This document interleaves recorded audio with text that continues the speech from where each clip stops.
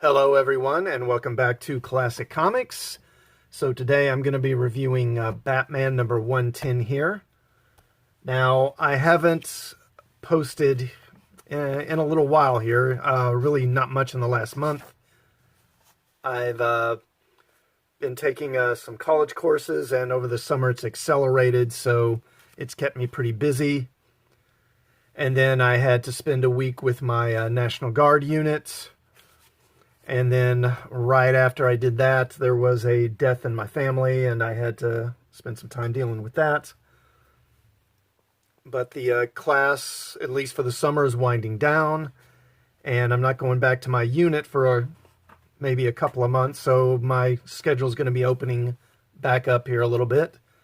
So hopefully I'm going to get back to posting regularly. But today I'm reviewing Batman 110, and I can tell you this is a good one. This is an excellent issue. So we pick up with Batman is fighting a Peacekeeper 1 here. Now this is right after Simon Saint had City Hall bombed, and they're framing the Unsanity Collective for the bombing. Now Saint speaks to the mayor and convinces the mayor to let him deploy the Peacekeepers to keep order in the streets. The Unsanity Collective realizes that they're going to be the patsies for the bombing, so they start to evacuate this abandoned building that they've been squatting in. Now, Renee Montoya is the police commissioner now after Bullock resigned, and she tries to convince Mayor Nakano not to use the Peacekeepers and not to give Saint so much authority. But Mayor Nakano's, he's not having it. He's kind of in a panic, and he just wants someone to offer a solution. Of course, Saint is offering him one. Then Oracle contacts the various members of the Bat family to tell them what's going on. Nightwing is in Bloodhaven, and he says he's on his way. I love this panel, by the way. I love this pose for Nightwing. It looks really good. Now, Saint has this floating base, this floating headquarters in the sky over Gotham. He goes up there to direct things, and he wants Peacekeeper 1 to finish off Batman, so then we go back to the fight. And now, Peacekeeper 1, or Sean Mahoney, that's who Peacekeeper 1 is, he's been cybernetically enhanced. His arms and legs are now cybernetic, so he's pretty formidable. And Mahoney, of course, is that guard that was injured in the bombing of Arkham in the gas attack, and he was severely injured, saving several people from the fire, and that's how he lost his limbs. But as you can see, he's pretty strong. He's manhandling Batman here, pretty much. He slashes off Batman's cape. And love this page. Love that. And the Jimenez does a great job in this issue. The action of the fight is really well done. So then he crushes Batman's grapple gun here, so that Batman really doesn't have an escape. Now Batman flees, and as he's running, he's laying down these little bombs. I don't know if you can see them here. And then he sets off the bombs, and again, a great panel right here, in a certain pattern. And Ghostmaker, who's flying outside the building, he recognizes this pattern that Batman used with the bombs. Basically, it's a signal of what Batman's going to do, and Ghostmaker is able to understand what he's up to. And basically, Batman just jumps. He just jumps out of the building.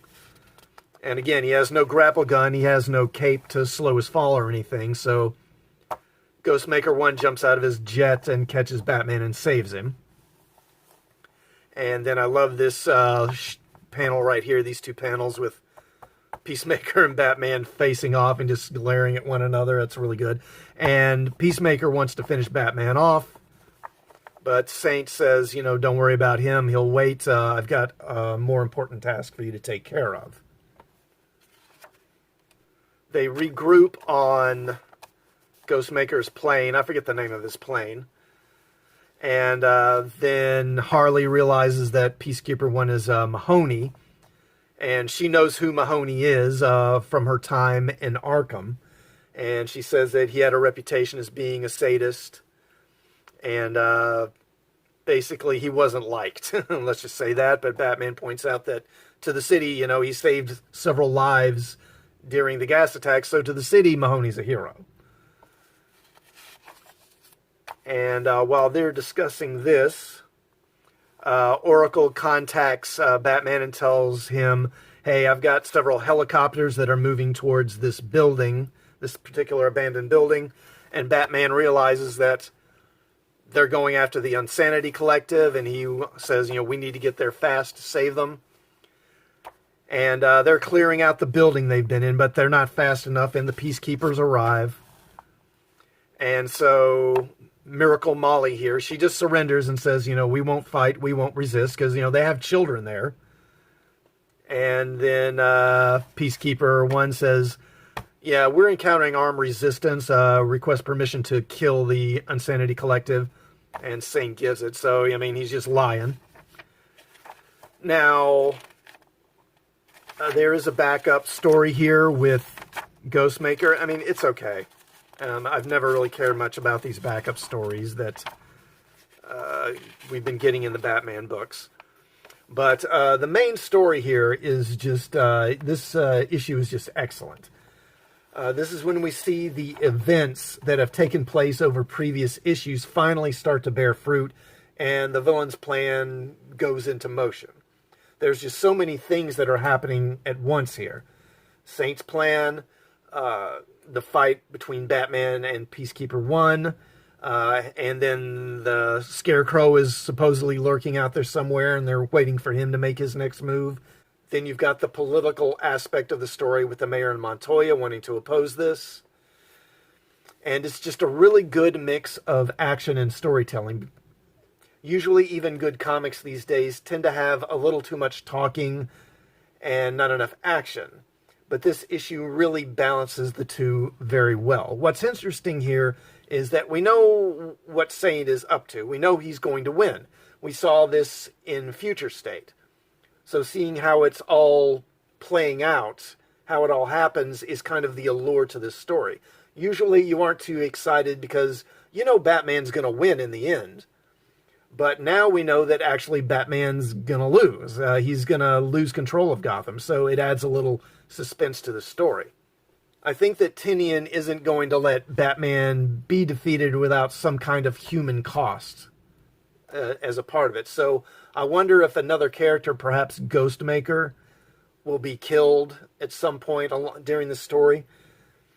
Saint is making for an interesting antagonist. He feels very real. He uses the media to manipulate public opinion to get his way. He tells people what they want to hear. He uses tragic events to further his agenda. It feels very real and sadly also very current. Jimenez's art is just great in this issue. The fight between Peacekeeper 1 and Batman, it feels really brutal. And you feel that, for Mahoney at least, that this is very personal. The action is done well. The visual storytelling is excellent. I mean, you can see that right here. I just love the layout on these, particularly on this page. So many artists these days just aren't very good at it. I mean, even when they depict action, it just isn't exciting or compelling, but Jimenez is doing a great job here. So this is an excellent issue, well worth buying, and I give it a big thumbs up. And let me know what you think in the comments, and please like this video before you leave. And also, okay, I'm not sure exactly what happened, but the end of my video kind of got cut off there. What I was going to say is please do like this video, and please do subscribe to the channel and hit the bell for notifications, and I will see you all next time.